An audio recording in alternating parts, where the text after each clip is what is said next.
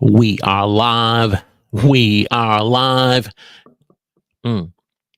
Ladies and gentlemen, boys and girls, children of all ages, we are live. And this morning on the huddle, I have a question for you.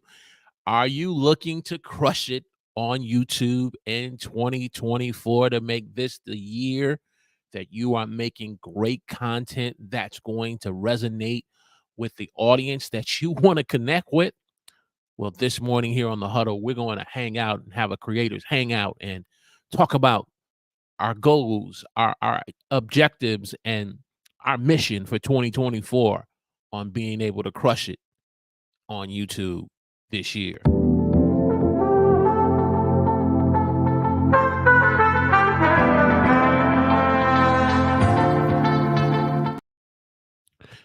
Praise the Lord, everyone. Welcome to the huddle. I'm your host, Walter Strong. If you're new here and you want to have tips, tools that will help you make live streaming easy for you as a beginner, I welcome you to the show. And as I said this morning, this is a creators hangout this morning. We want to officially start the new year right off on being able to start, a live stream, get out the gate. Don't have to wait till Saturday, and just say Happy New Year's to each and every one of you that are joining me in the chat, from my sister Florence to my man Tech Troublemaker and to my good man James Bush in the house this morning.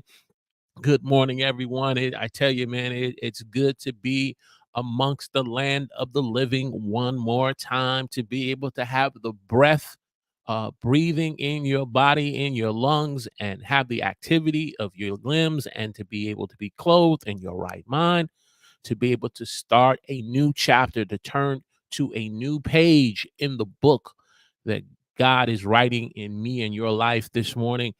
So I'm grateful this morning to be able to have this live stream creators hangout this morning, talking about YouTube 2024. 2023 now is in the rear mirror. It's the chapter behind us now. Still has relevance. It's still part of the story that we are allowing our lives to be written by the author and the finisher of our faith. And so we are excited this morning. So without further ado, if you're just joining me, let me know in the chat where you're watching me from. Give me a hashtag Team Live in the chat. Give me a hashtag 2024. And if you're watching the replay, give me a hashtag 2024 replay in the comment section. So without further ado, let's get into the content, and let's have a little discussion about YouTube 2024, about your YouTube channel and about my YouTube channel.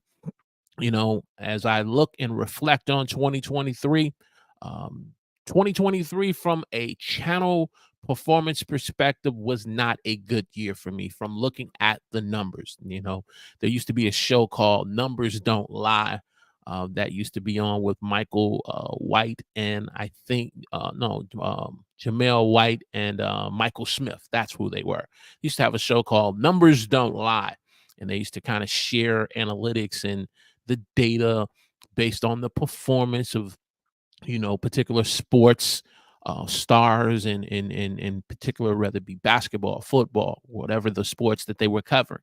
And so when you kind of look at your numbers on YouTube, they say, well, the numbers don't lie. What you got in terms of views, what you got in terms of watch hours, what you got in terms of subscribers, what you got in terms of click-through rates. And if you're a person who dives into your analytics, your numbers don't lie. And so, but that's okay. That's okay.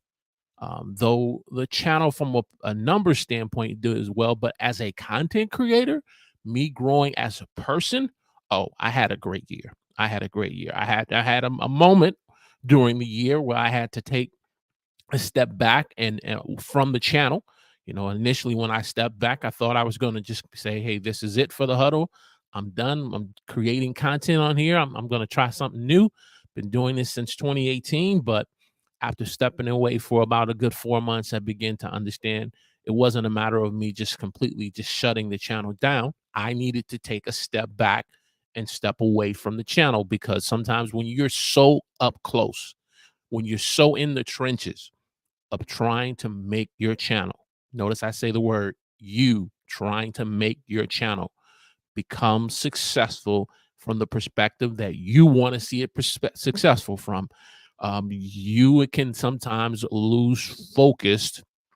You can lose the perspective, the right perspective on how the channel is doing. Sometimes you focus on the first 28 days so much based on what the numbers say, that you forget to click that button that says go to the last 90 days, or go to the last 6 months, or go to the last year, and then you can see a whole different perspective. If you get emails from YouTube regarding your channel, yes, they'll kind of give you some data in terms of how your channel is performing. But from time to time, especially if you are a small channel that's growing, they will highlight in terms of when you accomplish certain milestones, when you reach certain objectives that you just wasn't really paying attention to, and say, "Wow, man, I got over 3,000 views this month on the videos or live streams or shorts that I did." And sometimes we miss sight of those little reminders that YouTube will try to send out to us as creators. And so when you look at the whole totality of 2023, yes, I had a great year in terms of me growing as a person.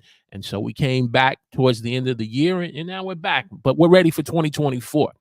And so what are some of my objectives? What are some of my goals? What are some of your objectives and goals for 2024? Grab a pen, grab a pad. It's time to go to work here on this Creators Hangout this morning on YouTube. For me, tip number one, 2024, really honing in and perfecting my skills as a content creator on YouTube. What does that look like for me? What does that look like for you when we talk about perfecting your skills? I'm going to use a basketball analogy. If you know someone or know of someone that is in the game of basketball, part of perfecting their skills, first of all, is being able to develop their shot, and to shoot the ball properly, being able to arc and to stretch their hand when they're releasing the ball properly. Their body has to be, uh, standing, shooting straight and releasing in the ball. And if they don't, then the chances of that ball going in the hoop, not just once, but on a consistent basis, is not going to happen, because they're not in the proper shooting frame that they need to. And so being able to develop your shot, being able to develop the skills of dribbling the ball properly, so that way you can move the ball up and down the court. You can be able to dribble the ball without a defender taking the ball from you. You being able to develop the skill of being able to properly be in the right defensive stance. A basketball player has to develop his or her skill. Well, the same way I use that as an analogy, it's the same way for me and you as content creators. It's the same way, whether if you are a Milwaukee Bucks fan like my man James Bush, or if you're a Detroit Pistons fan like myself, you got to develop your skills. Giannis and Damian Lillard, they developed their skills. They work on their skills each time getting ready for the next game. Isaiah Thomas, Joe Dumars, and the Detroit Pistons players of the past all had to develop their skills. You as a content creator have to develop your skills. What's the skills you have to develop? Well, for me, working on better titles, working on writing better titles and better descriptions. YouTube is already hard as it is. It's already crowded and saturated as it is. And so when people are scrolling on their mobile phones looking for content to consume, I woke up this morning, was getting myself ready, and I heard my wife already on Instagram scrolling, looking at content. Well, was she looking at every piece of content on IG? that she wanted to watch and consume that would bring some form of entertainment to her, or some form of education, informative information to her? No.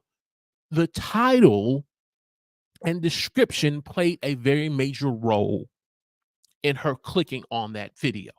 Well, it's the same for me and you, whether it's viewers consuming content or we making content for others to consume our content. We have to work on our title. So, for example, um, we talked 2 weeks ago about faith-based content, correct? And so a person makes a video on, wanted to make a video about, uh, experiencing God's favor, and they just use that as the title. Well, it sounds good, but when you think in terms of how many videos that are on YouTube that speak or address about experiencing God's favor, if that video is brand new and it's competing against multiple other videos in terms of it being found in search, um, the chances of that video really being discovered are going to, on a scale of 1 to 10, it's going to probably be somewhere between a 1 and a 2. However, if you look at that title and say, okay, experiencing God's favor, and then you take it and say 5 important tips on how to walk in God's favor. If a person is really interested in that, now when they begin to search that, now the title now is going to help that video go from 1 to 2 to maybe to 5 to 6. If you work more at that title and you work more at the description, working at that title and description, you now put the video in its best place, where now it's somewhere between an 8 and a 9. You said, why not a 10? Because we always have the opportunity for growth and improvement. And so we're not going to always nail the perfect title. But if we can get that title at 8 and 9, okay, now we're increasing our chances of our video being found on someone's homepage. We're increasing our chances of our title and our description of our video being found on some in the browse page, and on the suggested page or search. We're improving the opportunity. And then you make sure you add the right keywords in the title, in the description, and you understand that YouTube, from a mobile standpoint, in terms of not writing out a very long title or description, but making sure the title is clear, making sure the title is concise, making sure the title is compelling. Now, we're increasing our chances of our video being seen by the right audience, because what has everyone been talking about for the last 2 to 3 years? The YouTube algorithm. Well, what is the YouTube algorithm, or rhythms? It's systems that work on terms of helping viewers find our content which they want to consume and enjoy or be informed by. And so our titles and descriptions, our metadata, play a big part. So for me, improving my titles and description is definitely a skill. Going back to the analogy of basketball, if my shooting percentage was in the low 30s, and my shooting percentage should be somewhere above 50%, or mid 40s to 50%, I need to get from the low 30s to the mid 40s and 50s. Well, I got to improve on my shooting percentage. I got to improve on my title and my description. The same for my thumbnails. My thumbnails. If when I lately, I've been really kind of looking at my analytics of my videos on an individual basis, not just from a channel perspective. If you look at your analytics from a channel perspective and not from an individual video perspective, you're going to miss a whole lot of data that's going to tell you how your video is performing, and tell you how many people YouTube is trying to put your video before. Because sometimes we can fall into the trap as content creators and say, no one is seeing my video. No, YouTube is not showing my video to anyone. It just seems like all I have is just these few 10 to 30 views. Well, guess what? 6 months ago, you didn't have that. You probably only had 2 to 5 views. Now you got 10 to 30. But then you're saying, man, I'm looking at everybody else, which technically we shouldn't be looking at everyone else, because that we can end up falling into the comparison trap. Another subject for another day. But then we're looking at everyone else, and instead of looking at within the video itself for the analytics, and what you'll see is the impressions on how many people YouTube is trying to show our video to. And so if you have this large disparity of over, let's just take a number, 10,000 impressions, but you only have 10 views, that means, you know, YouTube tried to really get your video in front of 10,000 different people on different traffic sources, but no one responded to it. Well, it ultimately boils down to is, are we using, first of all, a thumbnail? Are we using thumbnails on our video? YouTube gives us the ability to use custom thumbnails for our video. Sometimes we kind of fall into the habit of posting videos the same way we do on other platforms that don't require a thumbnail. Not gonna mention their names, but there are other platforms that don't require me and you to use a thumbnail. That it's not really required. And it's not really required on YouTube to use a thumbnail. But if we want our videos to stand out and we want to be able to get more views, we have to be able to use custom quality thumbnails that are eye-catching, grabbing someone's attention, that has the right color, the right image, the right font. Should you be on the thumbnail? Should you not be on the thumbnail? You know, there are tools like TubeBuddy that have A/B testing for thumbnails, where you can compare one or two different thumbnails. YouTube in 2024 is going to be releasing A/B testing as a part of our YouTube Studio platform, where we can test thumbnails. And so the same way you have to work on your dribbling is the skill of being able to create better quality thumbnails. Why? So that way the impressions that you're getting as YouTube is pushing the video, the content out, you're getting more clicks on the video and you're getting more views on the video, which brings me now to the opening hook. The opening hook. The opening hook is what grabs the viewer's attention. Let the viewer know this is what the video is about, and here's what you can get from it. And if the opening hook is solid enough, it's strong enough, it will then encourage the viewer, I can believe, to be able watching the video to the end. If the opening hook is solid and good, and the viewer says, no, this is not the type of content that I'm looking for, that's fine. Okay, that's fine. Maybe a piece of video that you made a month ago that you really thought was good, only got X amount of views and X and it ended up reaching only so many individuals. Maybe that particular video that you were making was not for everybody. And so these are just 3 skills for me. I definitely know I have to work on. I have to work on in 2024.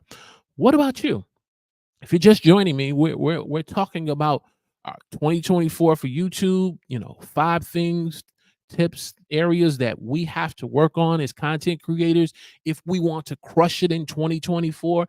And for when I say crush it on YouTube in 2024, what that looks like to me may be completely different for you.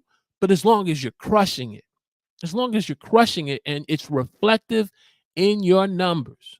It's reflective. It's not just reflective in terms of just being able to reach 500 subscribers and 3,000 hours of watch time. It's going to be reflective in that and that much more. Okay. But what does that look like for you? What are the skills that you have to look on? Let me just jump down to the chat. Mr. James says, good morning, everyone greeting themselves in the huddle. The friendly reminder, so that way I can make sure I don't miss any important comments. Make sure you put a C in front of a comment, a Q in front of the question. As my man, my sister Florence is letting us all know. Text says, okay, perfect. I just want to make sure I'm not missing everything. Of course, most importantly, I got to pay attention as well. All right, so that's number 1. That's my first tip. Tip number 2 in 2024, really working and improving on being a better storyteller. Do you like that little image? Can you see that image I got there? It says once upon a time. As children, at some point in our lives, as young children growing up, we heard our parents say once upon a time. And they began the story, opening it with once upon a time, with being able to make a connection with you or me for an objective. And in most cases, that objective was to get us to me and you to go to sleep. They did this a nighty night and was like, I can't go to sleep. Okay, let me get you a story so we can connect and so you can go to sleep. Share new information with me and you in the story. And in that new information that we found exciting and entertaining, or, filled with anticipation, um, ultimately the goal was to get us to go to sleep. And in most cases, when our parents, our mother and father, or our guardian told us the story, it wasn't a very long story in terms of trying to get us to go to sleep or get you to go to sleep or get me to go to sleep. It was very, pretty short story. In the end, time to go to bed. You're like, oh, I still can't go to bed. Okay, I'll read you another story tomorrow. Go to bed. Well, storytelling is I believe in 2024 going to be a key element in our content creation process. Being able to make a connection, because okay, you are a channel that's starting to get some subscribers, rather through your live streams, through your shorts, your short form videos. But how much of a connection are me and you making with the subscriber? Because a person can subscribe today and a person can unsubscribe tomorrow based on what that person is looking for from the channel. Sometimes people unfortunately have the wrong motives and intentions of why they subscribe to a channel, like sub for sub, which is against YouTube's policy. And they go, hey, look, I subscribe to your channel, subscribe to mine. There's no way you're going to build a connection with that individual because that person only wants one thing, you know, a sub. But me and you, we want something much more. We want a connection with our viewers. We want to those who subscribe and those who view our channel, we want them to come to understand that you are more than just a metric or a number.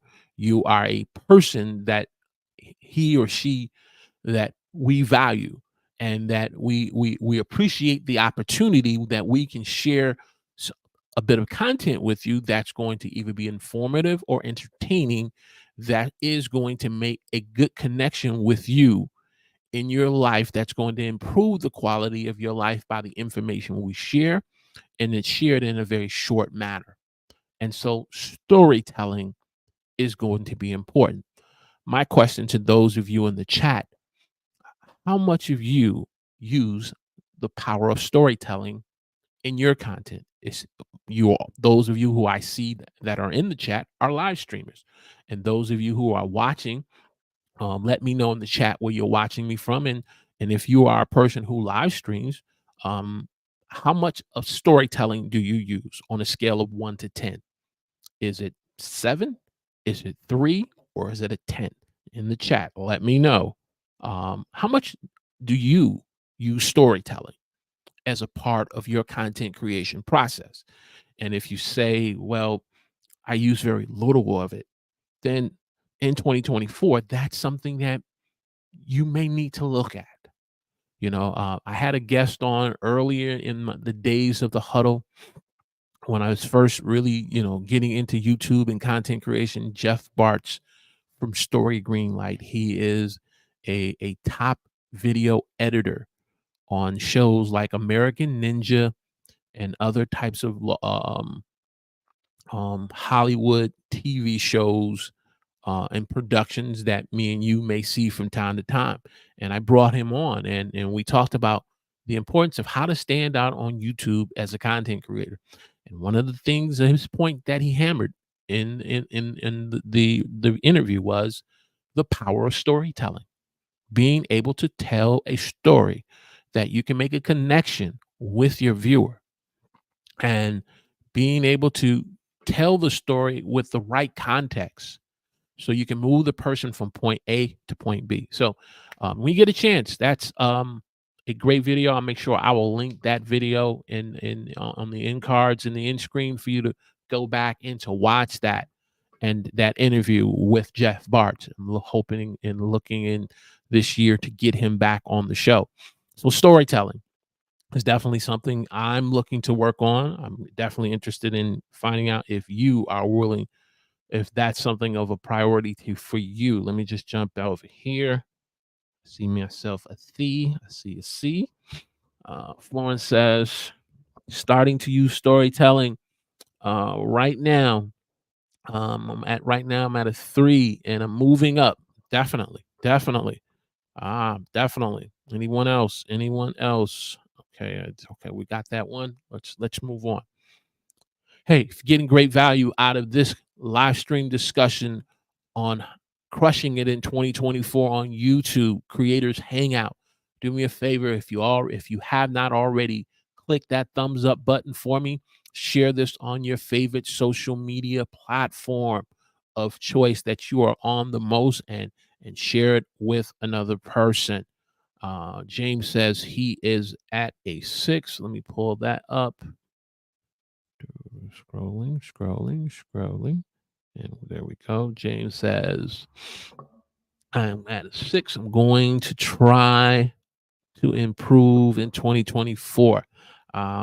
And when you look at the type of content, James, that you are sharing, faith-based content, and the audience that you have, think about it in terms of how, Jesus shared, the word of God with individuals in his day and time. He, for the most part, used parables. Parables are basically an earthly story connected to a heavenly or divine truth.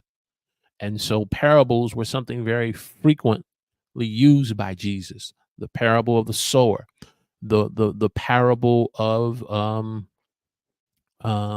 the between the tares and the wheat, the parable what's of there's so many others that he told, but you get my point.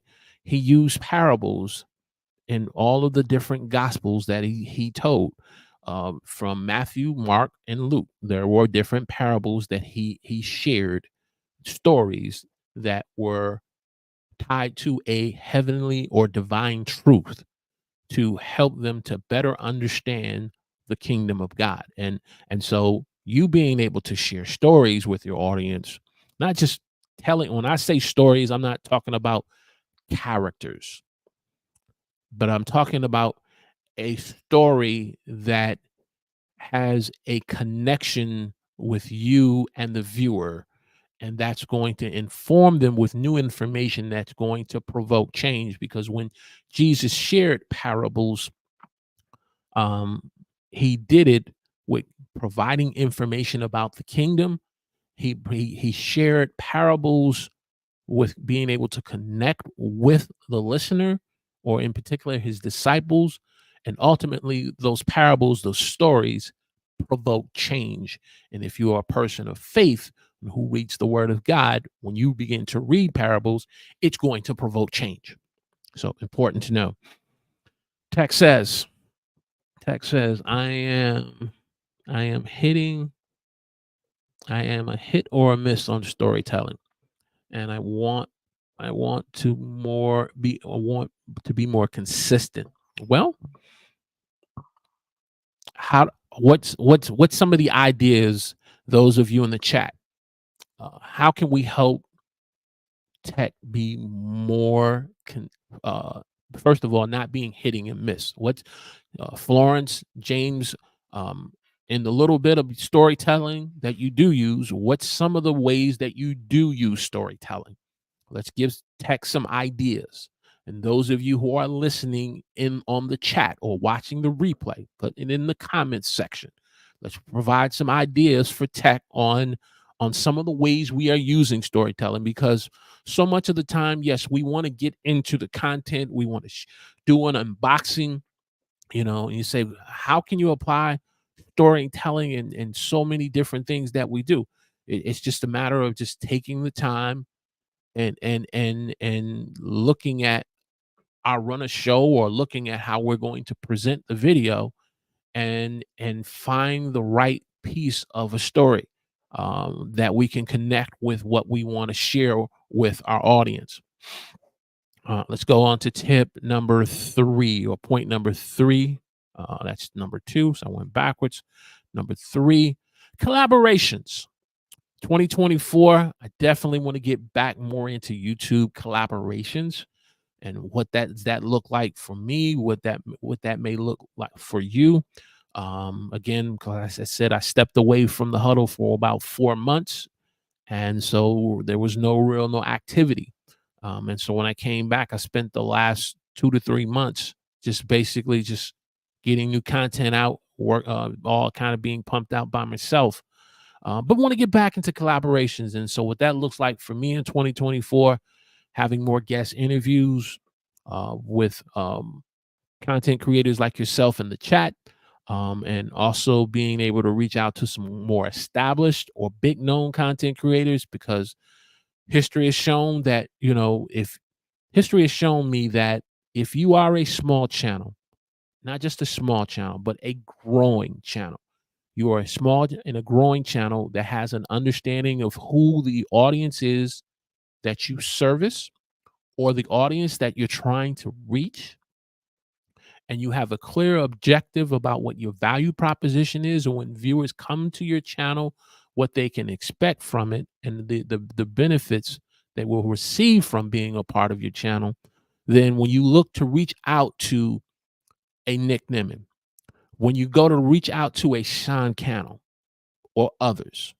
or a Diana Gladney, or a Tanya Smith, or a JP High Tech, individuals who are more established, or even take someone like our dear auntie Denise Jordan. She just recently changed her channel, but I don't remember off the top of my head, but I know her as This and That with Denise and Jordan. She has over 50,000 subscribers. And at the time when I reached out to her, probably was somewhere between 150 to 200. And you say, why would someone with 50,000 subscribers want to reach out to you and collaborate with me with under 150 to 200?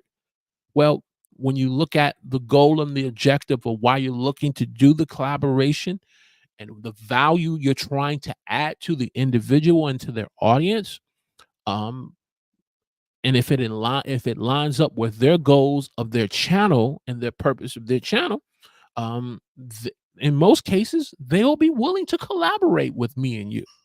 And so when I brought Denise on and interviewed her during the month of March for our series on the Women of Excellence on YouTube, she came on and she shared from the topic. We shared from the topic about why it's important to share your passion as a content creator. She came on. I think that video is still probably getting close to almost 1,100 to 1,200 views. For me, as a small growing channel, that's pretty good. That's pretty good. And we've developed a relationship with her ongoing now. So it's not been a one-time thing. And so what am I saying? In 2024, if you're looking to do collaborations with individuals and bringing guests on, look at being able to collaborate with another person the right way. And if you need some help on it, there's some content in the past that we've done, and we can certainly look at updating that by doing some new videos on the power of collaboration to help you. So not only bringing guests on, but if someone invites you to be a guest on their show, their live stream show, their video podcast, or their audio podcast, are you prepared to be able to come on someone's show and be able to add value to them, be able to be someone that when you are done, when they end the broadcast or they stop recording and they publish the content, when their viewers see the content, they say that the show is the type of I was listening to a podcaster on YouTube, and the analogy he gave was between Game of Thrones. I'm not a Game of Thrones person, but he used Game of Thrones and he used the Lord of the Rings Ring of Power that was on Amazon. So Game of Thrones was on HBO, which is called, I think, HBO Max now, and Amazon Prime was, they recently released the Lord of the Rings, Rings of Power, which was an origin story about the 9 different rings and how they came about. I'm familiar with Lord of the Rings, from the Fellowship to the Two Towers and the Return of the King, but the others didn't really do anything for me. The point he was making is this: even if you are a person like me who doesn't even watch Game of Thrones, because the series and the multiple seasons it was on was so successful, people are still talking about that series and that show. They're still talking about it.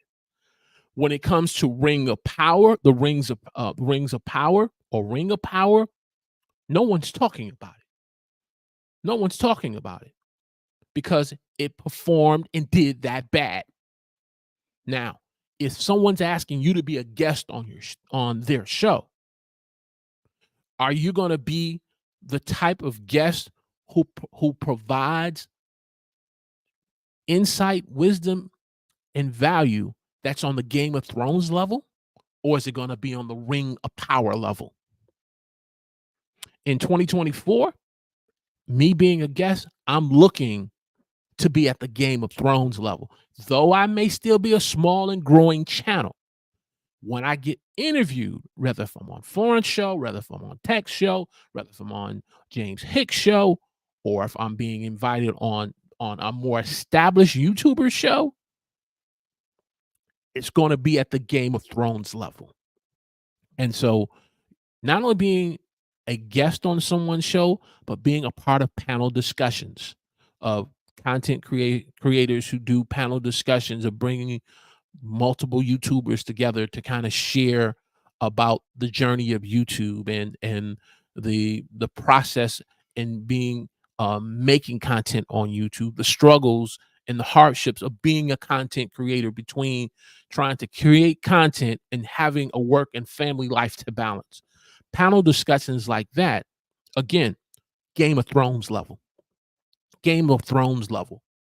So when individuals see the replay, when it's the camera gets put on me, that's what I'm looking. And it's not about me trying to make myself look good, but it's in terms of the quality of information and content that I'm asked to be able to share. What I produce and distribute helps that host in their show stand out, where the views can continue to keep coming through replay. So panel discussions and video collaborations.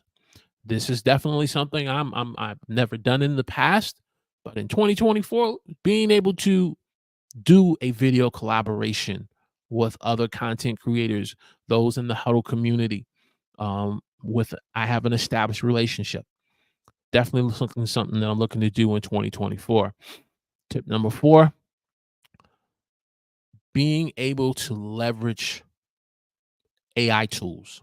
Now, my use of AI tools over the last year have primarily been within Canva, because Canva, they don't refer to them as AI tools. They refer to them as more as magic tools. That's the term they use as AI tools, because as one speaker, when they was doing their Canva Create conference last year, they wanted to present AI tools in such a way where it didn't make people hesitant or afraid of engaging and using them. So they always use the term magic, but at the end of the day, it's still called AI tools.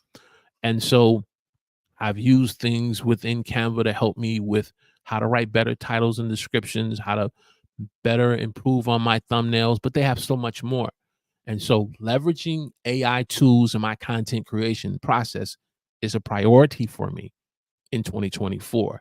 And then in 2024, hearing the announcements that YouTube is introducing more AI tools themselves within the platform for us as content creators, when it's free and you don't have to pay for it, using those tools, leveraging those tools to be able to improve your channel, improve the growth of your channel, It's definitely something we have to use. And as I said before, Canva has more, but in particular, the one AI tool that I definitely have my eye on 2024, and there's others. You say, what about Chat GPT and Bart? And well, I'm looking into those, right? And Canva has their own version of a Chat GPT, maybe not to the extent as the actual platform, the Chat GPT or Bard is, but Canva has their own version of it, but it's not to the extent as extensive as those are. But the one I do have my eye on is Opus Clips for a couple of reasons. Being able to make YouTube shorts and repurpose my content into YouTube shorts on a bulk level. And then you talk about if you end up producing 45 to 50 clips from a time perspective, being a person who works, who has a family, who has other responsibilities in the church, that's a lot of time to sit there and produce 40 to 50 clips into a short on YouTube. Then you talk about titling them. You talking about adding captions into them on an individual basis. That's a lot of time to do that for me. And so I pretty much produce my YouTube shorts all through Canva. When I first started, I was doing them all on my mobile phone and then uploading them through Google, then going through Canva, then downloading it to Canva, go to captions, and then put the captions on. I'm going here, I'm going there, I'm going there, and I'm going there. Now I just, Canva, download the captions, upload from captions up to YouTube, pop it in, and it's good.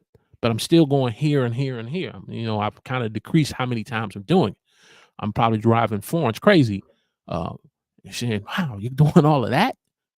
But Opus Clips eliminates a lot of that, and so that's definitely something I have my eye on. What about you?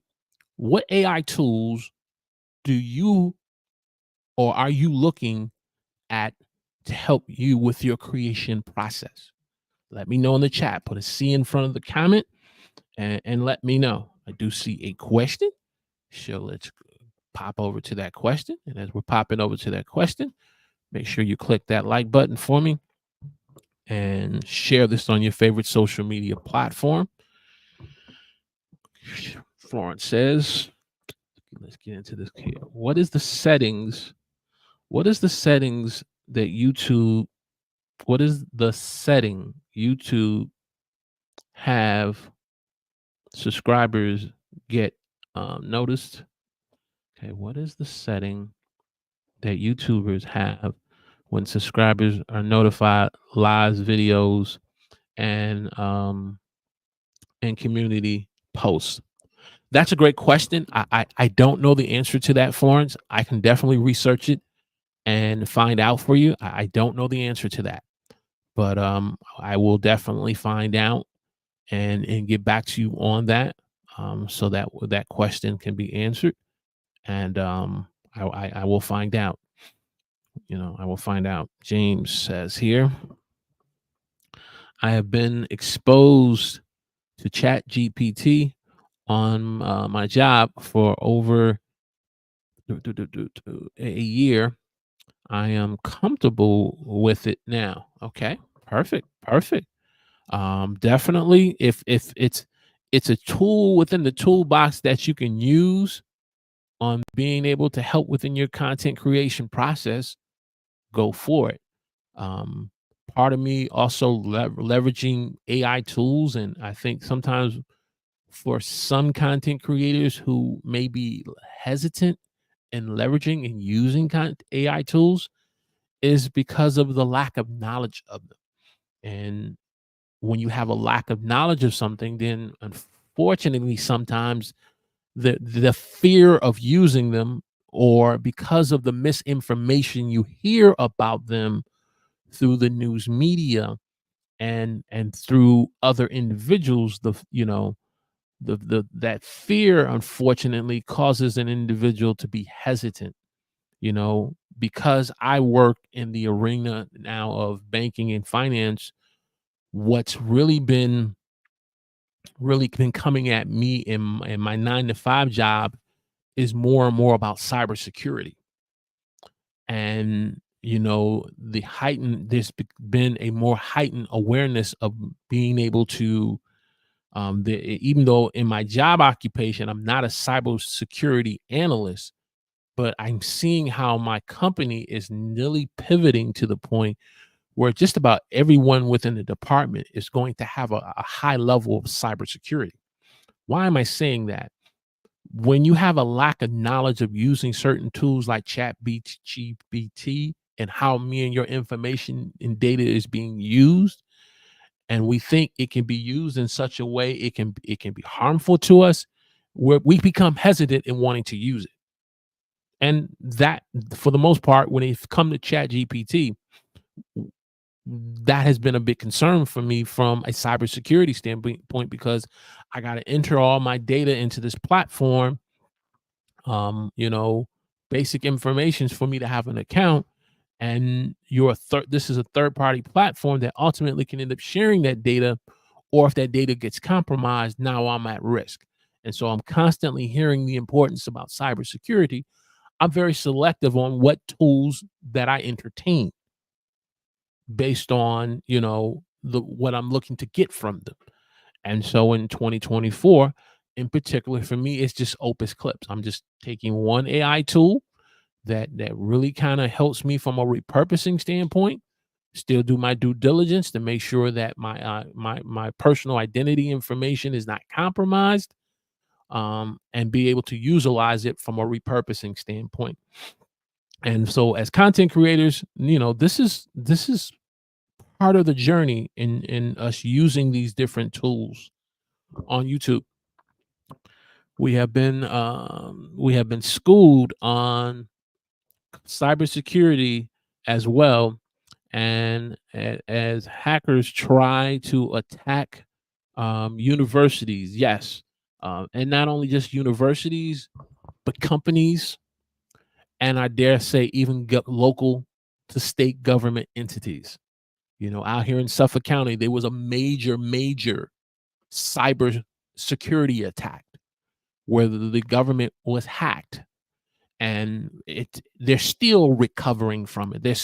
They're still trying to repair the damage, despite what they're saying publicly. Because of my profession and what I do, I still see the impacts of it through my company that I work for. And so that's part of the reason why there's such a heightened awareness and I demand for us to have a high level of being able to use cybersecurity. I'm talking about some basic things like, um, recognizing the sender of an email, being able to recognize the content in the email, not clicking on any type of links you don't recognize, basic things like that. There's such a heightened level to get the basics of cybersecurity, and I'm not trying to turn this into a cybersecurity discussion, but I'm just tying the two to AI tools, because when you see more and more platforms that are using AI tools, it requires me and you to put in our personal information and data to them to utilize their services. And I'm speaking for me, because of my lack of understanding about the tool or about the company itself and how they use third party data. I'm not as quick to want to entertain to use it. But I've watched Opus Clips enough. I've did some homework on the company, looking at individuals like James Hicks from Hicks News Media using them, uh, Nick Nimmin using it. I believe Tech has been using it for a while. I've been kind of watching certain individuals who are using them and said, okay, now that I've seen these individuals using them, now let me do my homework on them, the company. So that way, when I go to enter my personal information and start leveraging using this AI tool to better repurpose my content, better. Wow. to use in my content and repurposing it, now I'm ready to do it. I'm just being transparent with you where I have been the last year or two on the topic of AI tools, and why you don't hear me talking about certain AI tools on this channel from a content creation process, because my mindset is from a cybersecurity standpoint. Can this be a benefit to me, or could this be a door where my information can end up being stolen, hacked into? I mean, we all seen YouTube channels from as big and established as Think Media being hacked into, and their channel being taken down, and ultimately being put back up because of their connections with YouTube and Google. Me and you may not have those types of connections. Just saying. I'm just saying. Let me kind of move on here so I don't. Uh, James says we had okay. We have been using AI tools for years. Spell check, exactly, Grammarly, and others, and yes, even on our phones. Yes, we have, um, but now it's becoming more and more prevalent, more and more prevalent. A good strategy, Florence says, is to learn and understand, and then innovate with the new technology. I'm with you, Walter. Oh yeah, definitely. You got to learn, you got to understand versus seeing the video on, I remember when Chat GPT first came on the scene and everyone was saying, boom, this is going to help you with making better videos, better titles and descriptions. Go and use it. Go and use it now.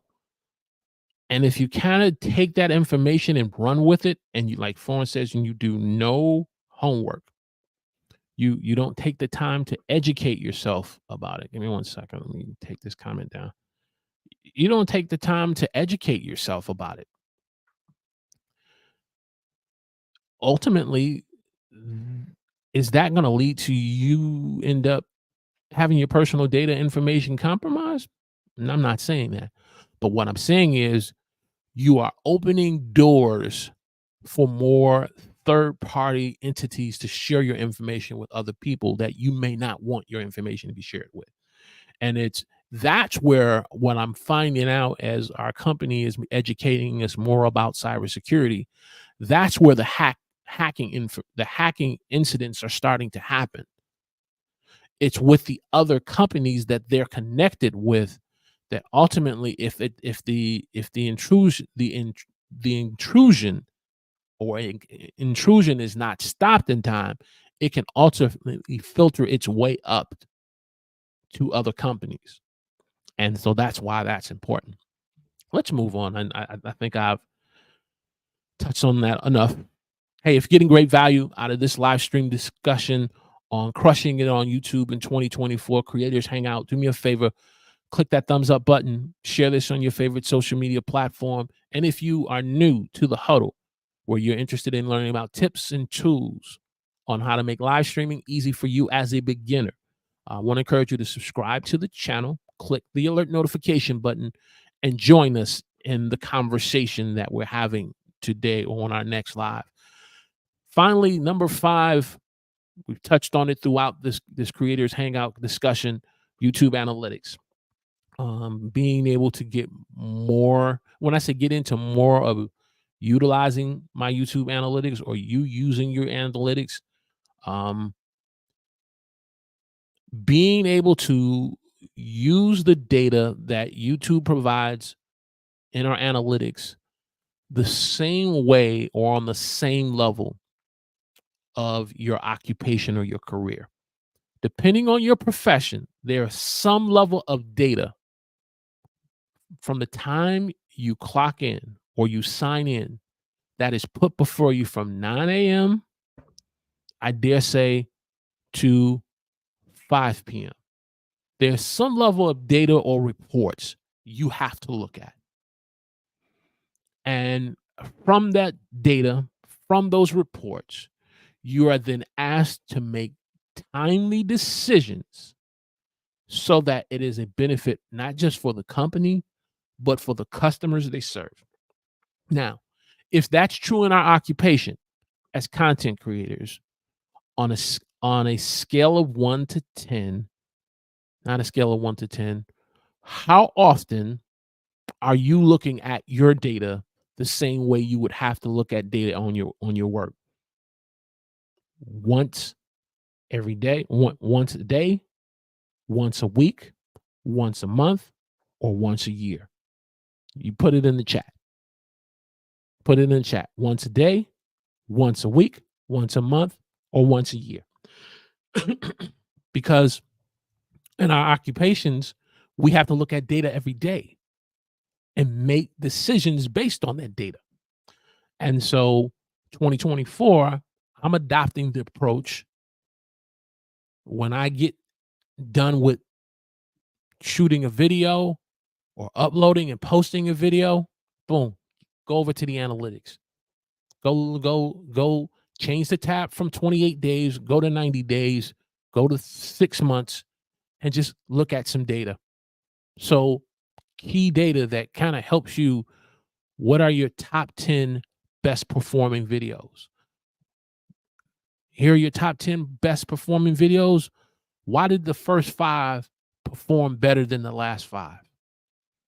What is it in the title of the video of the top 5 that really worked and resonated to get you more views on that video? Go to the bottom 5. Why did those bottom 5 not do as well as the top 5? Maybe there's an issue with the thumbnail. Looking at the data that helps you to be able to make proper decisions on the next type of content that you make. Going into your data and looking at your traffic sources. Where's the traffic coming from? You had a video that got over 400 views, and the last 10 videos you didn't get 400 views. You didn't get 1,000 views within the first week on a video. Where did that traffic come from? So that you could possibly replicate that on the next video. Now, I understand we can't control getting people to subscribe to our channel and get people to watch our videos. We can't make people do that. But I do believe the data gives us an insight on how, going back to the first tip on skills, on titles, thumbnails, topics, your opening hook, where a person, how long they watch a video, and then when they drop off. That data gives me and you key information on if we're putting in screens on our videos, why no one's making it to the end of the video. Looking at me and yours in our analytics so that we can make timely decisions in our content creation. You're going to be hearing over the next month, the next 4 to 8 weeks on YouTube goals. What are your YouTube goals? How are you going to be making your goals? How are your goals on YouTube going to be formed and made? Are they going to be made based on videos that you watch, on some of the ideas and suggestions that other content creators give you? Not necessarily a bad thing, but I don't necessarily think that's the best way of doing it. I'm telling you because I've done it. But if you spend time in your analytics and going back and looking at your top 10 performing videos, or your top 10 performing shorts, your top 10 performing live streams, because live streams has a tab now where you can look at live streams, that data is going to help you. It's going to help you to see the traffic source, and it's going to help you in terms of why certain videos didn't get as many views, why it had a poor performing in terms of traffic source. And then you can then drill down to things like CTR, click-through rate, and look at watch hours in terms of where those are at. So looking at your analytics, the same way you would look at your data on your 9-to-5 job, I believe is important because that's way how it's being presented to us. It's being presented to us in that same type of way. So just a thought, just a thought. Summary. We talked about uh, being able to perfect your skills in 2024. Definitely that's important for me. Being able to be a better storyteller. Man, I got to work on this better. I think I'm making a peanut butter and jelly sandwich saying better. Being a better storyteller and doing more YouTube collaborations, leveraging AI tools, and utilizing your YouTube analytics on a more regular basis. There you have this brief amount of content that I want to share with you on this Hangout.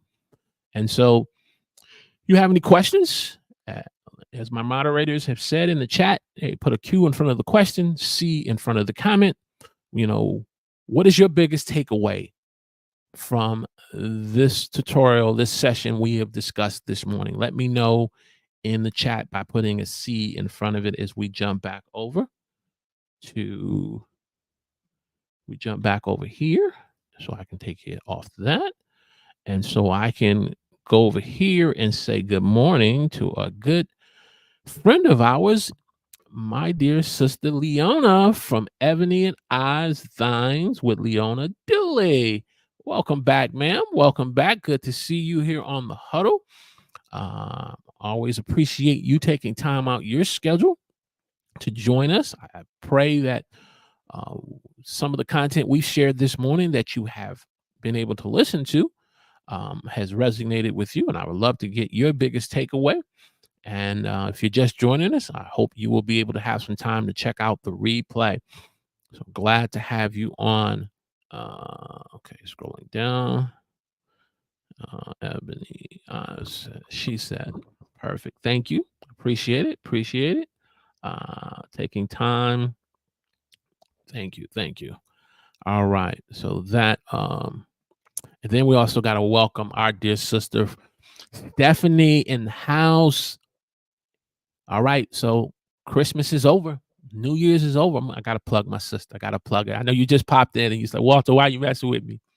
So you got to take that Christmas tree down between now and February. And then you got to look at redecorating the house, the living room, or where you had that Christmas tree. You want to check out her channel so that if you don't have a video on taking the Christmas tree down, now is the time, Stephanie, to put that video up. So when people start looking at how can I redecorate my living room for Valentine's Day or for the spring, you already have the content ready for them. So always appreciate you being on as well. Chat is jumping. James says, let me go ahead and start this so this don't get away from a brother. James says, I'm eating my microphone. I have not really done a deep dive into my YouTube analytics. The last couple of weeks have been eye-opening for me. Understand, and we all have to deal with that balance of work, family, our responsibilities in the church. If you are a ministerial leader, on our job, our communities, we all have that work-life balance on YouTube that we have to work with. We do, but I'm looking at it in terms of the growth that I'm looking to accomplish, the objectives and goals that I want to accomplish. I'm becoming more and more convicted and convinced. That's the word I'm looking for. More convinced by spending time at the data and being able to pull information from it that can help me and you in our decision making of our next piece of content. I'm not saying, because I've heard people say this, and I kind of fell in this camp of, oh, you can't get into your data so much that it'll drive you crazy to the point where it frustrates you and make you stop YouTube. You know, for a long time, I was sort of in that camp, but I began to understand particularly on my 9 to 5 job, as I started getting more different reports to look at, when I started to see the reports they gave me in the beginning of the year compared to the reports that they were giving me in the middle and the end of the year, and how those reports all connected together. So they were like kind of feeding me step one of these reports, step two of these reports, step three of these reports. Ultimately, they all tied in to the decision making process on how we use the data to help our members at Jovia, where I work at. That became so clear to me that I said, okay, don't get so much into the data that it drives you crazy on YouTube, that it just makes you to the point it makes you want to give up. But spend enough time the same way you would be on looking at other people. I'll be honest with you. There are times when I'm listening to Brian Culberson. I'm listening to Pat Metheny. I'm watching WWE wrestling on YouTube. I'm spending all this time consuming other people's content that I said, and I'm not talking, and I haven't forgot about your guys' content. Florence, Stephanie, James, Tech. I watch your content too, but I'm talking about the other content that I watch on top of that. I said, wait a minute, you got to scale this back. You can scale this, and some WWE matches on YouTube that you end up watching. I'm thinking about watching the one from the past WrestleMania with Roman Reigns and Cody Rhodes. You know how long that video is? 40 minutes. I watched here's my point in terms of watching content. I watched the War Games match with the Bloodline versus the Brawling Brutes. If you're a wrestling fan, that match on YouTube was over 40 minutes. I've watched it 3 times on different occasions. And so what I'm saying is, the same way we take that time to watch the other content, you can easily take some of that time, go into the YouTube analytics. Let me jump over here, Jack, to the chat. I want to say hello to Mr. Rodney Full Circle. Thank you, sir, for joining us. Just signed up for the Video Ranking Academy.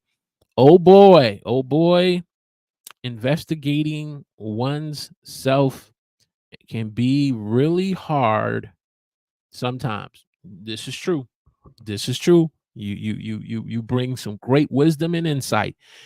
We're so quick to want to go put the oxygen mask on someone else, and we forget we got to put the oxygen mask on ourselves. So being part of Video Ranking Academy can be a value to us in doing that. So appreciate you sharing that gem of wisdom. He also says, I regularly watch 3 hours of shows on YouTube. Really enjoy learning so much. Definitely you can spend that time watching, and YouTube in some ways is starting to rival cable. It's starting to rival cable and streaming platforms. YouTube is making its mark in that area.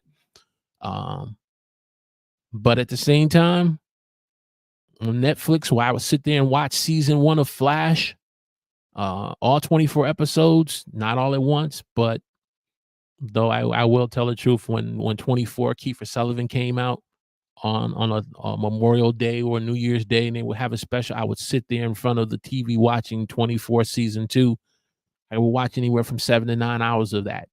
Very addicting, very nerve-wracking, but I would go through it and watch it. Man, if I was doing YouTube then, getting into my analytics and spending 2 to 3 hours, man, I tell you. But great point. Definitely got to do the investigation. Hey, if you're just joining me, we've been talking about Creators Hangout. YouTube 24, crushing it on YouTube, and just some tips on helping me and you to crush it on YouTube. And so that's what we've been talking about. If you have a question about, or some feedback on, like, Rodney, full circle his share, definitely let us know in the chat. Let's get your comment up. Let's do this. This is, she says, this is funny. I'm doing a live next Sunday on the topic, can you balance YouTube and life? Hey, okay. I'll make sure I click the alert notification button on that one. I don't want to miss that one on your channel for sure. Rodney says, I'm a regularly one. Okay, I did that one already. Okay, perfect. Again, just be so kind to put a C in front of the the comment Q in front of the question. Next week, what do we got for next week? We're going to get back into some tips and tools on helping me and you as live streamers. We're going to do a full deep dive on live streaming tutorial from the start to the time of you preparing and planning out your content, to you scheduling your content, to you the day you get ready to go live. Make sure you look at that live stream checklist and make sure you're hardwired into your router, not trying to go by Wi-Fi. We're going to get into making sure you check your audio, your lighting, and then when the time you go live into your running show. So we're going to do a live stream tutorial for beginners on live streaming. And so if you need a refresher course on just the basics of how to live stream, how to engage with your audience, how to put together or run a show, how to end your broadcast the right way, how to optimize your live stream, we're going to get into that and more on this Saturday at 11 a.m. And as I said before, if you are part of the Huddle community and you have been rolling with us for a while, we're going to get back into some guest interviews. Definitely like your insight, Rodney, full circle. So hopefully if there's an opportunity for YouTube collaboration down the road, definitely want to look to explore that with you through maybe having a discovery call and getting to know you better, and you getting to know me better, me getting to know your audience, you getting to know the Huddle community audience. We want to see if that is definitely a possibility. So when we talk about YouTube collaborations, that's something we're definitely looking to do, doing more discovery calls and getting to know and network with more content creators in 2024 so that we can be able to put ourselves in the position where we can get in front of more people, not so much so that people can watch our content, but that we can get in front of more people on how we can help others. I've always applied the thought process first.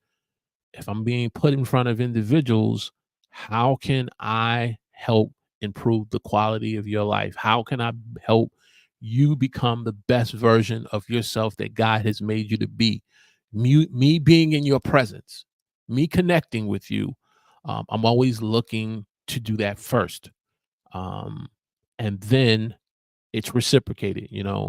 The word of God says, yes, you have to love the Lord your God with all your heart, your soul, your might, and your strength, and to love your neighbor even as yourself.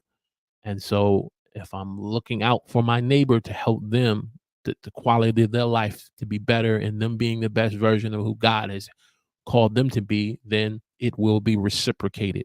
I believe that wholeheartedly here on YouTube. So with that said, yes, if you have any questions or any comments, please put your C in front of a comment.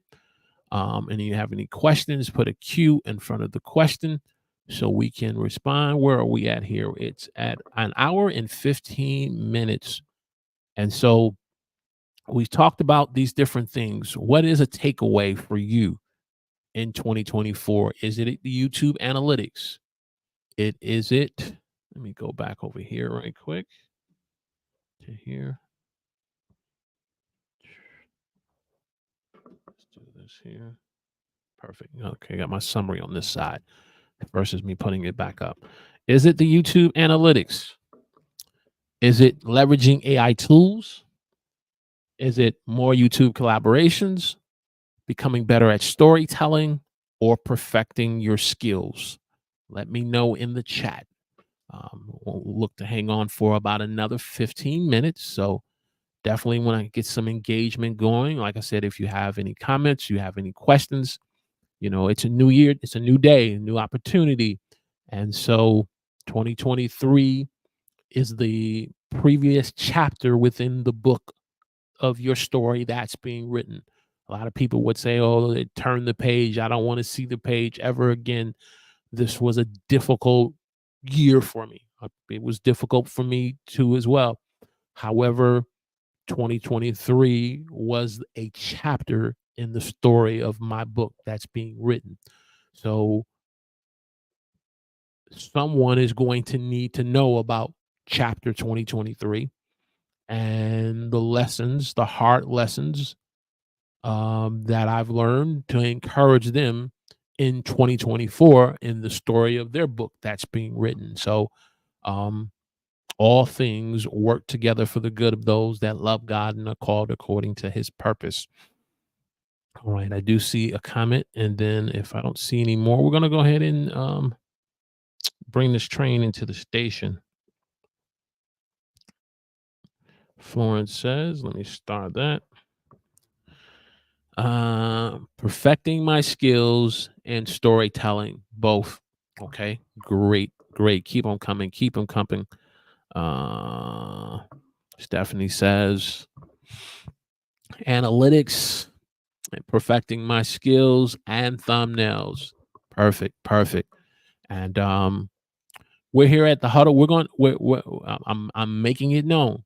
If you are a person who needs help with thumbnails and you're not familiar with Canva, hey, I'm willing to spend a free 15-30 minutes with you just to kind of give you the basics of Canva and encourage you to get Canva free, so you'll have some form of platform to be able to look at, being able to get you in the right direction of making better thumbnails. So I'm willing to share my information once we go past 15 and 30 minutes.